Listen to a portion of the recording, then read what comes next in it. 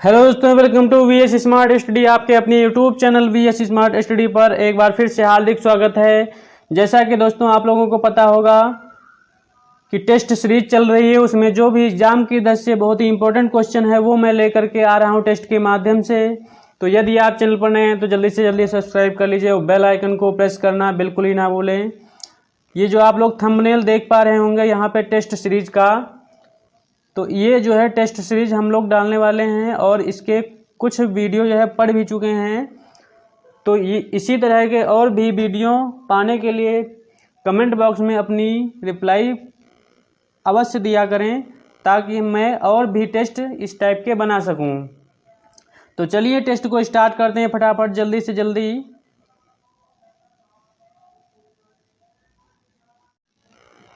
तो चलिए टेस्ट को स्टार्ट करते हैं फटाफट जल्दी से जल्दी। इम्पोर्टेंट क्वेश्चन है। बी.आर. अम्बेडकर और महात्मा गांधी के मध्य सन 1932 में हस्ताक्षरित पूना समझौते में प्रावधान था। पूना समझौते में प्रावधान था, तो पूना समझौता जो हुआ था महात्मा गांधी के बीच में, उसका प्रावधान क्या था? आप लोग अपना अपना आंसर टिक कीजिए फटाफट जल्दी से जल्दी। निम्न वर्गों के लिए आरक्षण सहित संयुक्त निर्वाचन क्षेत्र का था। पूना पैक्ट अथवा पूना समझौता के नाम से भी इसको जो है जाना जाता है। ठीक है, यह बी.आर. अम्बेडकर जो है और महात्मा गांधी के मध्य हुआ था। यरवदा सेंट्रल जेल में भी हुआ था, ये बात भी जान लीजिए क्योंकि कई बार ये पूछा जा चुका है। और ये हुआ कब था? इसकी डेट क्या थी? सन तो दिया 1920 32 वाली, तो 24 सितंबर ध्यान रखना है, 24 सितंबर। नेक्स्ट क्वेश्चन है, सुमेलित करना है। तो सूरत विभाजन जो है किस सन में हुआ था? सांप्रदायिक विभाजन, सर्वदलीय पूर्ण स्वराज्य का संकल्प कब हुआ था? तो इसका जो राइट आंसर रहने वाला है पूर्ण स्वराज्य का संकल्प। ये सारे जो हैं सबके अलग अलग हैं, अपना अपना आंसर आप लोग टिक कीजिए।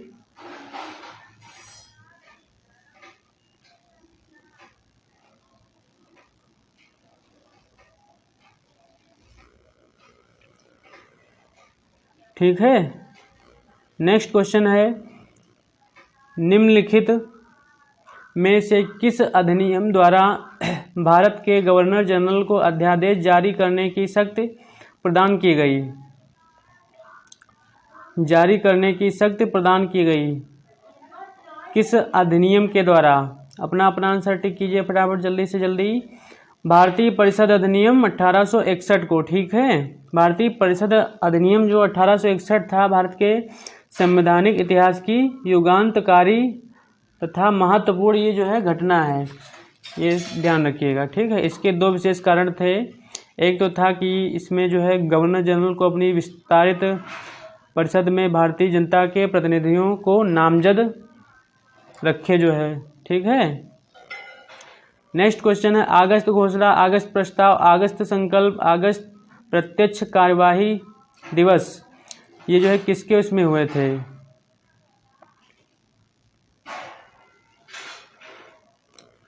तो इसका जो राइट आंसर रहने वाला है, जैसे अगस्त घोषणा जो है वो हुई थी लॉर्ड मॉन्टेग्यू के द्वारा, और जो अगस्त प्रस्ताव था वो लॉर्ड लिनलिथगो के द्वारा रखा गया था। और जो ऑप्शन सी नंबर पे है अगस्त संकल्प, ये जो है महात्मा गांधी के द्वारा रखा गया था। अगस्त संकल्प महात्मा गांधी के द्वारा। और जो डी ऑप्शन है प्रत्यक्ष कार्यवाही दिवस, यह जो है मोहम्मद अली जिन्ना के द्वारा रखा गया था। मोहम्मद अली जिन्ना, ध्यान रखिएगा, काफ़ी इंपॉर्टेंट क्वेश्चन है। रेगुलेटिंग एक्ट कब पारित हुआ? रेगुलेटिंग एक्ट, तो ये आप लोगों को पता होना चाहिए, फटाफट टिक कीजिए अपना आंसर।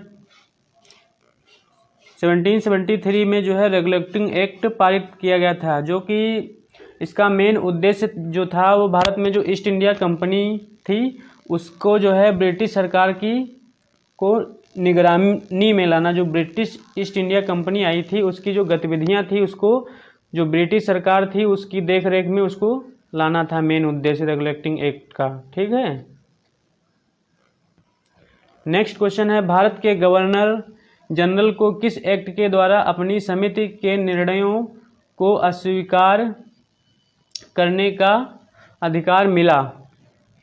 तो फटाफट इसका आंसर आप लोग कीजिए। इसका राइट आंसर रहने वाला 1776 का अमेंडमेंट एक्ट जो था जो है उसका मेन उद्देश्य था कि कार्नवालिस को भारत का जो गवर्नर जनरल के पद के लिए उनको तैयार करना था। मेन इसका उद्देश्य यही था। ठीक है, चलिए नेक्स्ट क्वेश्चन आ चुका है। महारानी विक्टोरिया को भारत की साम्राज्ञी नियुक्त किया गया।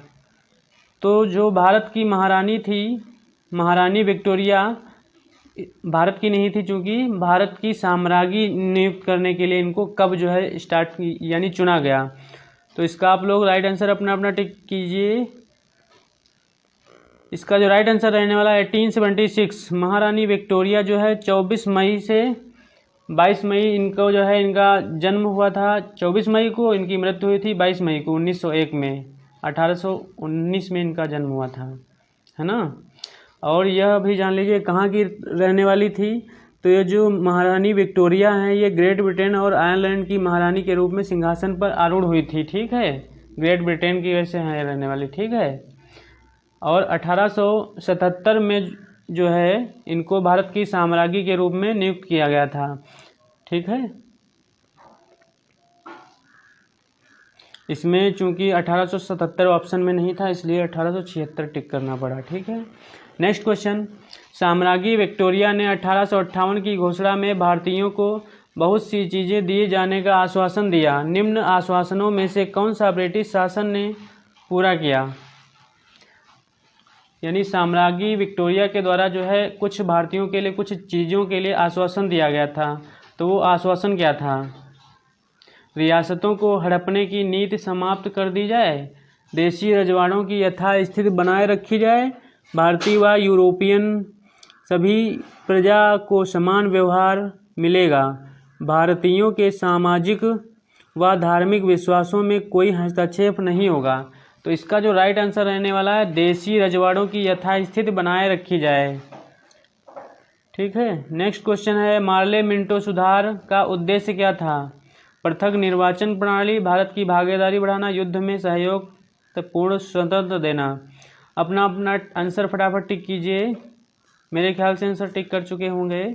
पृथक निर्वाचन प्रणाली, इसका राइट आंसर रहने वाला पृथक निर्वाचन प्रणाली। मार्ले मिंटो सुधार का मुख्य उद्देश्य क्या था कि उदारवादियों को दिग्भ्रमित कर राष्ट्रवादियों में फूट डालना, यही पहले चल रहा था। ठीक है, तथा सांप्रदायिकता जो है निर्वाचन प्रणाली को अपनाकर राष्ट्रीय एकता को जो है विनष्ट कर देना, भंग कर देना। समझे। तो चलिए नेक्स्ट क्वेश्चन। मार्ले मिंटो सुधार बिल किस वर्ष में पारित किया गया। मार्ले मिंटो सुधार बिल जो है किस वर्ष में पारित किया गया, फटाफट टिक कीजिए। राइट आंसर है 1909। ठीक है, मार्ले मिंटो सुधार बिल जो है 1909 में पारित किया गया था। मुसलमानों के लिए अतिरिक्त निर्वाचक मंडल प्रारंभ में किसके द्वारा लाया गया। तो मुसलमानों के लिए अतिरिक्त निर्वाचक मंडल जो है ये प्रारंभ में किसके द्वारा लाया गया था, टिक कीजिए फटाफट। मार्ले मिंटो सुधार 1909 के तहत ये लाया गया था। ठीक है, नेक्स्ट क्वेश्चन है। मॉन्टेग्यू चेम्सफोर्ड सुधार में प्रावधानों का सार था। राज्यों की स्वायत्तता, प्रांतों में दोहरा शासन, मुस्लिम है तो अलग अलग निर्वाचन व्यवस्था, राज्यपालों की वोटों की शक्ति। तो इसका जो राइट आंसर रहने वाला है प्रांतों में दोहरा शासन। प्रांतों में दोहरा शासन इसका राइट आंसर था।